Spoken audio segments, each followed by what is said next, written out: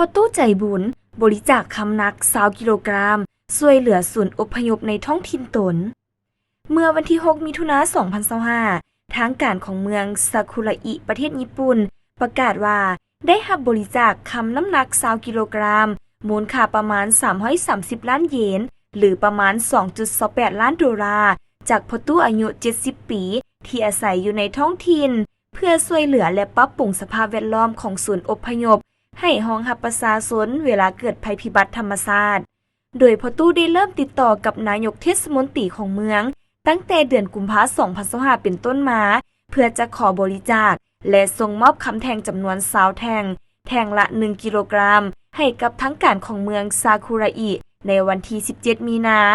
ก่อนที่พ่อตู้จะได้รับจดหมายขอบใจอย่างเป็นทางการในวันที่28 มีนาคม 2025ซึ่งพ่อตู้ได้กล่าวว่า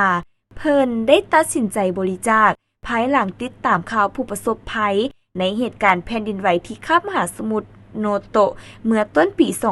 2024ที่ประสบภัยปัญหาขาดแคลนห้องน้ำโดยพ่อตู้หวังว่าเงินจำนวนนี้จะช่วยปรับปรุงและพัฒนาศูนย์อพยพให้เหมาะสมกับผู้สูงอายุและคนพิการ